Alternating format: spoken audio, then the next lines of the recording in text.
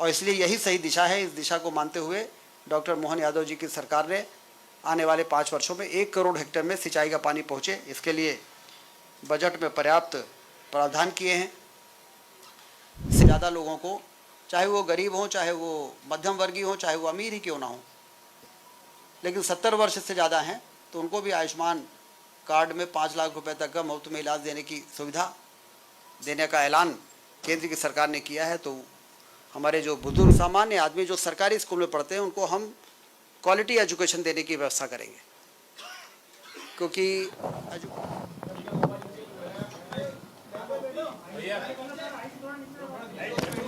प्रदेश की राजधानी में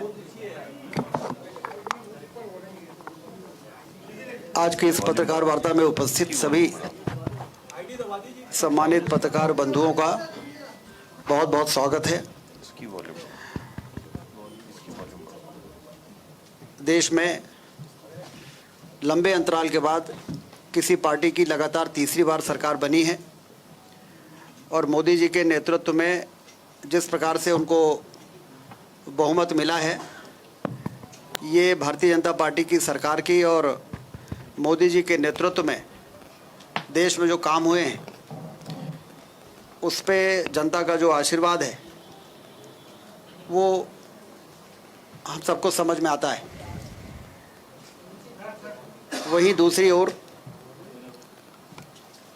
मध्य प्रदेश में जिस प्रकार का विधानसभा के चुनाव में जनादेश आया और फिर लोकसभा के चुनाव में 29 में से 29 सीटें, आप सबको याद होगा जब आप पूछते थे कि मध्य प्रदेश में कितनी सीटें आ रही हैं और हम लोग कहते थे कि 29 में 29 आएंगी,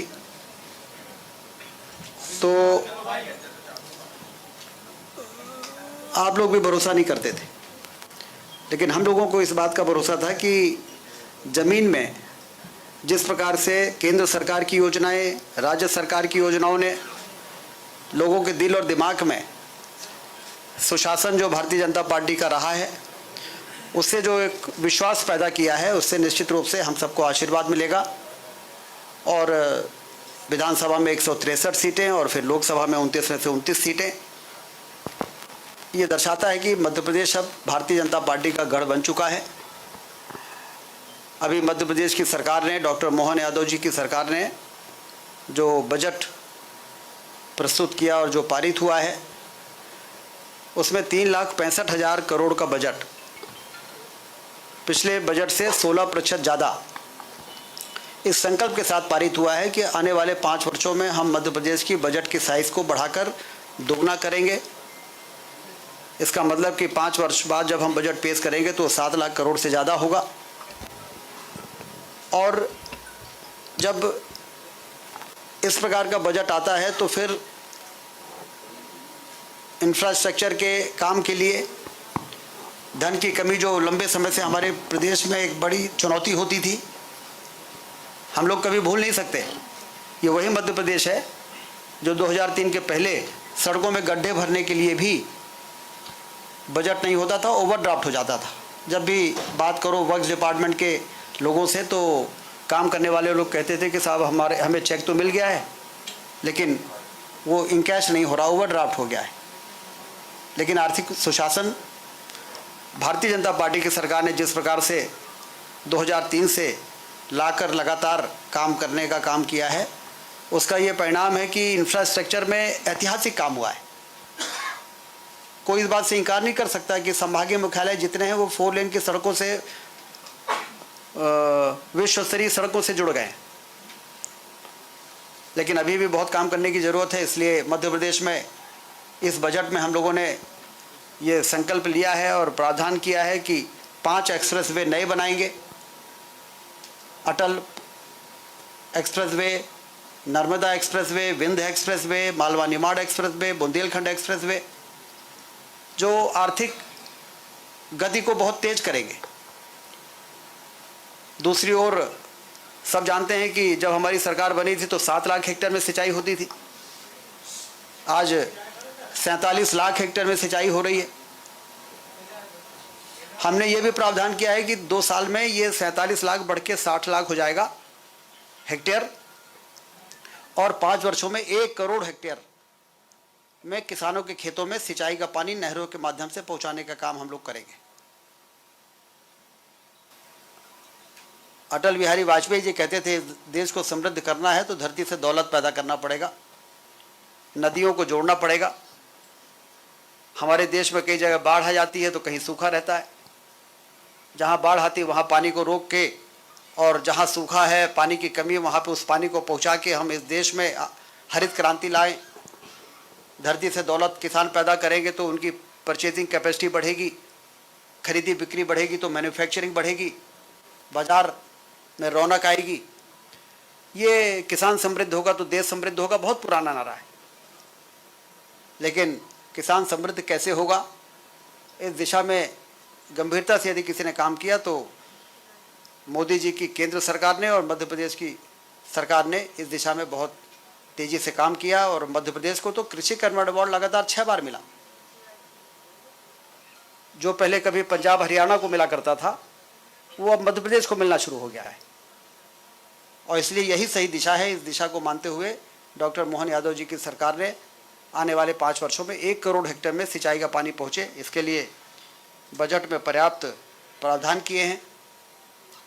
शिक्षा और स्वास्थ्य के क्षेत्र में भी 5 मेडिकल कॉलेज से 14 मेडिकल कॉलेज हमारे मध्य प्रदेश में हो गए। इस वर्ष 3 मेडिकल कॉलेज अभी और शुरू होंगे, मंदसौर, नीमच और सिवनी में। अगले वर्ष 6 नए मेडिकल कॉलेज शुरू होंगे। उसके अगले वर्ष 2 शासकीय मेडिकल कॉलेज, और बाकी जितने ज़िले हैं हर ज़िले में 1 मेडिकल कॉलेज होना चाहिए। इसके लिए पीपीपी मोड में डॉक्टर मोहन यादव जी की सरकार ने निर्णय लिया है कि हम निजी पूंजी निवेशकों को आमंत्रित करेंगे। तो 9 जिलों के पीपीपी मोड के टेंडर भी हमने निकाले हैं। लोग आएंगे, मध्य प्रदेश में निवेश करना चाहते हैं कई क्षेत्रों में, तो मेडिकल के क्षेत्र में भी निवेश करें। और शुरू में हम अपने जिला अस्पतालों को उससे अटैच करेंगे, बाद में अपने हॉस्पिटल बना के और उसको आगे बढ़ा सकते हैं। आयुष्मान योजना के अंतर्गत कई हम इस प्रकार से स्वास्थ्य के क्षेत्र में नए प्रयोग कर रहे हैं। 4 करोड़ से ज़्यादा आयुष्मान कार्डधारी हमारे मध्य प्रदेश में है। ये मोदी जी की 5 लाख रुपए तक के मुफ्त में इलाज करने की योजना का ये परिणाम है कि हेल्थ सेक्टर में भी एक नई क्रांति आई है। प्राइवेट सेक्टर के लोग अस्पताल खोल रहे हैं जो आम आदमी को राहत दे रहे हैं। दूर दराज इलाकों के भी हॉस्पिटल्स हैं, क्योंकि हमारे देश में अपना इलाज कराने वाले नागरिकों की संख्या ही इतनी कम थी कि अस्पताल और स्वास्थ्य का क्षेत्र कैसे आगे बढ़ सकता था। लेकिन मोदी जी ने ऐतिहासिक काम किया कि रिक्शा चलाने वाला, ठेला धकाने वाला, खेतों में मजदूर करने वाला 5 लाख रुपए तक का हेल्थ सिक्योरिटी कवर लेके चल रहा है।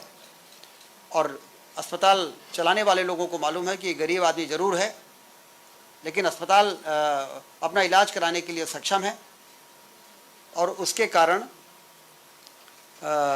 तेज़ी से स्वास्थ्य के क्षेत्र में हॉस्पिटल्स बढ़े हैं।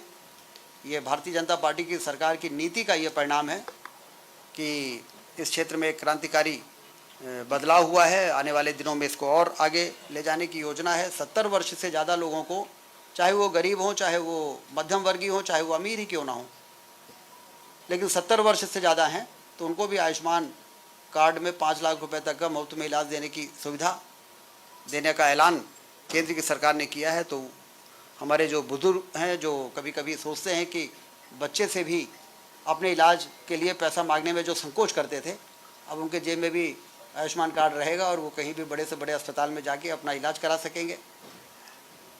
और अभी पिछले दिनों हमने जो संविदा कर्मी हमारे यहाँ हैं, आशा कार्यकर्ता हैं, सहायिका हैं और पंचायत सचिव हैं, रोजगार सहायक हैं, इनको भी 2 दिन पहले ही आदेश जारी कर दिया है कि उन सबको 5 लाख रुपए तक का आयुष्मान कार्ड से इलाज कराने की सुविधा दी जाएगी। शिक्षा के क्षेत्र में CM rise school 150, 1500 CM rise school, एक सीएम राइज स्कूल के इंफ्रास्ट्रक्चर और रेकरिंग और नॉन रेकरिंग कार्यों में खर्च के लिए, और उसमें 10 किलोमीटर तक के बच्चों को वाहन से लाना और पहुंचाना, क्वालिटी एजुकेशन जिस तरह से प्राइवेट पब्लिक स्कूल्स में होता है, उसी प्रिंसिपल पर मध्य प्रदेश की सरकार ने फैसला किया कि हम सीएम राइज स्कूल बनाएंगे, फिर दूसरे चरण में उसको और बढ़ाएंगे और सामान्य आदमी जो सरकारी स्कूल में पढ़ते हैं उनको हम क्वालिटी एजुकेशन देने की व्यवस्था करेंगे। क्योंकि एजुकेशन यदि समान है तो सभी को आगे बढ़ने का पर्याप्त मौका मिलता है, लेकिन जो सक्षम लोग होते हैं वो तो बड़े बड़े स्कूलों में अपने बच्चों को भेज सकते हैं, पढ़ा सकते हैं, लेकिन गरीब आदमी तो सरकारी स्कूल में भेजता है। तो सरकारी स्कूलों की स्थिति बेहतर होनी चाहिए, पुरानी मांग है। उन सब चीज़ों को ध्यान में रखते हुए ये एक बड़ी अच्छी शुरुआत है। इसी प्रकार से डॉक्टर मोहन यादव जी ने पीएम कॉलेज ऑफ एक्सीलेंस, हर ज़िले में एक जो हमारा सरकारी कॉलेज है उसको हम उस लेवल तक ले जाएंगे जैसे आईआईटी होता है, आईआईएम होता है। उच्च स्तर के जो हायर एजुकेशन के जो सेंटर्स हैं उस लेवल पर ले जाकर उसको हम स्थापित करें। तो पीएम 14 तारीख को हमारे गृह मंत्री अमित शाह जी आ रहे हैं जो इंदौर से करेंगे और पूरे प्रदेश के जितने भी जिलों का एक कॉलेज का चयन किया गया है उसको PM Shri college of excellence के रूप में उसकी शुरुआत होने जा रही है। तो एजुकेशन हो, हेल्थ हो, इन सभी क्षेत्रों में हमने तय किया है कि हमारे जो सामुदायिक स्वास्थ्य केंद्र हैं वो जिला अस्पताल के लेवल पर आएँ। जिला अस्पताल में डायग्नोस्टिक से लेके सर्जरी से लेके सारी व्यवस्थाएं होती हैं, तो इसलिए वहाँ पर जितनी व्यवस्थाएं उससे ज़्यादा मरीज आते हैं। क्योंकि कम्युनिटी हेल्थ सेंटर में अभी बहुत कुछ सुधार करने की आवश्यकता थी।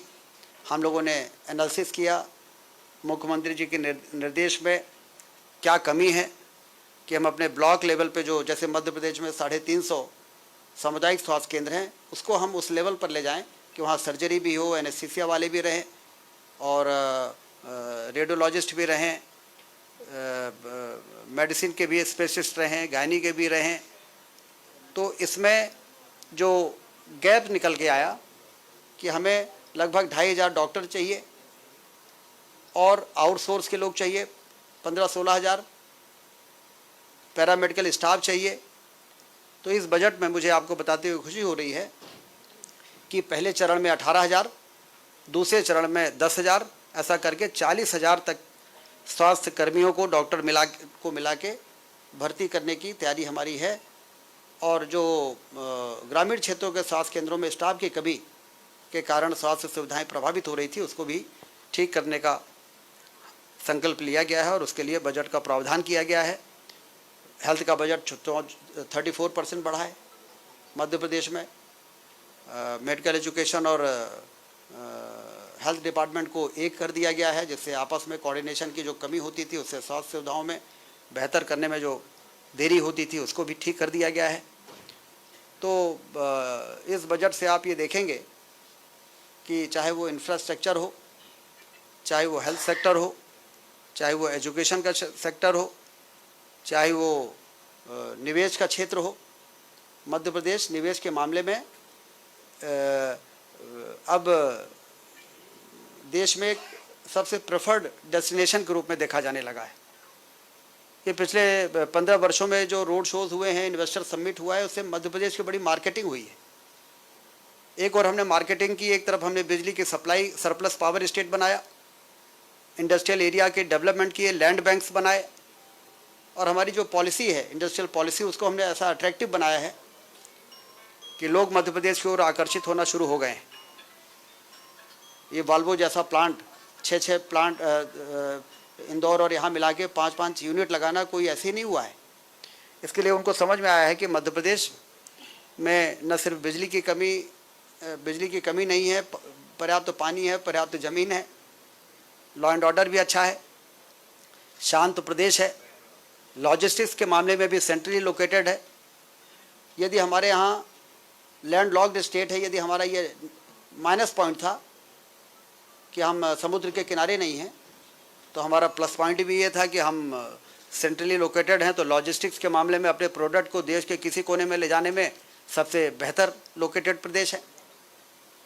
और यदि हमारे यहाँ पोर्ट नहीं है तो ड्राई पोर्ट हमने बनाए हैं मंडी द्वीप पे और इंदौर में, जहाँ से सारे कस्टम क्लियरेंस वगैरह हो जाते हैं, और यदि कोई एक्सपोर्ट होना है तो यहीं से सारी चीज़ें फॉर्मेलिटीज़ हो जाती हैं और सीधे प्रोडक्ट उनका कंटेनर में लोड होके और जाके और शिप में चला जाता है। वहाँ दोबारा उनको कस्टम क्लियरेंस नहीं कराना पड़ता। ये फैसिलिटी मध्य प्रदेश में इन्वेस्टमेंट प्रमोशन की दृष्टि से जो जरूरी सुधार थे वो किए गए हैं। और इसलिए हम ये कह सकते हैं, सामाजिक सरोकार के क्षेत्र में भी आप देखिए, लाडली बहना योजना हो, संबल योजना हो, मोदी जी की किसान सम्मान निधि में उतना ही राशि और ऐड करने की बात हो, इन सारी चीज़ों ने गरीबों को भी आत्मविश्वास से अपना काम करने के लिए उनमें उत्साह भरने का काम किया है। सामाजिक सरोकार के कई ऐसे काम हैं जो दूसरे राज्यों ने हमको फॉलो किया है। लाडली लक्ष्मी योजना, अभी मुख्यमंत्री कन्यादान योजना में जो प्रावधान हुआ है, 3 गुना प्रावधान बढ़ा दिया गया है। जैसे गरीब व्यक्ति अपने बच्ची की शादी करने के लिए दूसरों के सामने हाथ फैलाने को मजबूर ना हो। फिगर आप देखेंगे कि 3 गुना मुख्यमंत्री कन्यादान योजना में राशि का प्रावधान बढ़ाया गया है। तो कुल मिला के समग्र रूप से बजट जो है वो गरीब, किसान, युवा और महिलाएं, जो मोदी जी ने कहा है ना कि मेरी नज़र में देश में सिर्फ 4 जातियां हैं, मैं कोई जाति जो समाज को तोड़ने का काम करता है, मैं उसके बजाय मेरी नज़र में तो 4 जातियां हैं। युवा है, किसान है, गरीब है और महिलाएं हैं। उन चारों को केंद्रित करके केंद्र सरकार अपनी नीतियां बना रही है। मध्य प्रदेश की डॉक्टर मोहन यादव जी की सरकार ने भी उसी प्रकार से अपना बजट बनाया है और विकास तेज गति से आगे बढ़े। आर्थिक क्रांति हो, पर्यटन की क्रांति हो, औद्योगिक क्रांति हो। पर्यटन की क्रांति के लिए पीएम श्री जो हेली और वायु सेवा शुरू हुई है, तो आप पता करेंगे कि रीवा से जबलपुर से, भोपाल से जबलपुर और रीवा होते हुए सिगरौली के जो अभी 1 दिन प्लेन चल रहा है, उसमें 2-2 महीने की बुकिंग है, एडवांस बुकिंग है। तो मैंने मुख्यमंत्री जी से कहा है कि अब इसको 3 दिन करिए और फिर इसको डेली करिए। ये टूरिज़्म की इतनी संभावनाएं हमारे मध्य प्रदेश में है। 3 मतलब इतने नेशनल पार्क्स हैं हमारे यहाँ और वाटरफॉल्स हैं हमारे यहाँ। इन सारी चीज़ों को ध्यान में रखते हुए पीएम श्री ये पर्यटन की क्रांति हो और एयर एम्बुलेंस और शव वाहन, ये भी मैं आपको बताना चाहता हूँ कि इसके लिए भी बजट में प्रावधान किया गया है। अब आपने देखा होगा कि एयर एम्बुलेंस शुरू होने के बाद गरीब आदमी जो 1000 रुपये भी अफोर्ड नहीं कर सकता है अपने इलाज के लिए, परिवहन के लिए, उसको फ्री में प्लेन से हम एयरलिफ्ट करके भोपाल और बड़े अस्पतालों में पहुंचा रहे हैं। और ऐसे ही शव वाहन भी हम शुरू कर रहे हैं। तो इस प्रकार से ये बजट जो है ये गरीबों के, किसानों के केंद्र में रखते हुए बजट बना है। और दूसरी ओर इंफ्रास्ट्रक्चर में तेज गति से काम हो और एक रोबस्ट इंफ्रास्ट्रक्चर मध्य प्रदेश में निर्मित हो, उस दिशा में जो काम चल रहे थे उसको अपने मुकाम तक पहुंचाने वाला ये बजट है। यही सब जानकारियां देने के लिए आज आप सबको यहाँ पर बुलाया गया है। बहुत बहुत धन्यवाद। धन्यवाद भाई साहब। इसके बाद प्रश्नोत्तर के लिए आप अपने हाथ उठाएं। सबसे पहले योगेन जी।